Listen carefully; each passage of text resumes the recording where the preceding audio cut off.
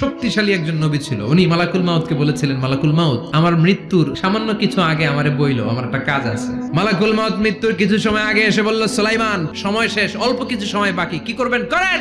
সাইয়েদনা সুলাইমান জিনদেরকে ডাকলো, ও জিনেরা, বিশাল একটা প্রজেক্ট আছে, প্রজেক্টে কাজ শুরু করো। আর কিছু জিনকে বলল, চারদিকে গ্লাস ফিটিং করা একটা রুম বানাও। সাইয়েদনা সুলাইমান আলাইহিস সালাম গ্লাস ফিটিং করা রুমের ভেতরে ঢুকলেন। এই রুমে ঢোকার দরজা নাই, হাতে একটা লাঠি নিলেন, লাঠির মধ্যে ভর করে দাঁড়িয়ে রইলেন আর জিনদের দিকে তাকিয়ে রইলেন। জিনেরা এত বদমাশ ছিল, সাইয়েদনা সুলাইমান দাঁড়িয়ে না থাকলে কাজ করতো না, দাঁড়ায় না থাকলে আজও লোকজন কাজ করতে চায় না, ঠিক কিনা?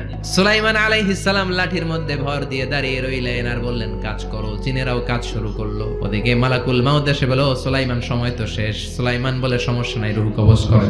মালাকুল মাউত ওইভাবে লাঠিতে ভর দেওয়া অবস্থায়, দাঁড়ানো অবস্থায় সাইয়েদনা সুলাইমান আলাইহিস সালামের রূহ কবজ করে নিলেন। উনি এমন ভাবে দাঁড়িয়েছেন, রূহ চলে গেল, লাশ হয়ে দাঁড়িয়ে রইলেন। লাঠির মধ্যে দাঁড়িয়ে আছেন, জমিনের মধ্যে লুটিয়ে পড়ে নাই। সুবহানাল্লাহ। জিনেরা মনে করছে বস দাঁড়ায় আছে, কাজ করতে হবে। করতে করতে পুরা প্রজেক্টের কাজ শেষ। ইন দ্য মিন টাইম ঝিঝি পোকা, উই পোকা সুলাইমান আলাইহিস সালাম লাঠির ভেতরে ঢুকে লাঠিও খেয়ে ফেলেছে। সাইয়েদনা সুলাইমান আলাইহিস সালাম ধপাস করে জমিনে পড়েছে। আর জিনেরা কয়, হায় হায়, খালি খালি কাম করছে এতদিন। সুবহানাল্লাহ কইবেন না?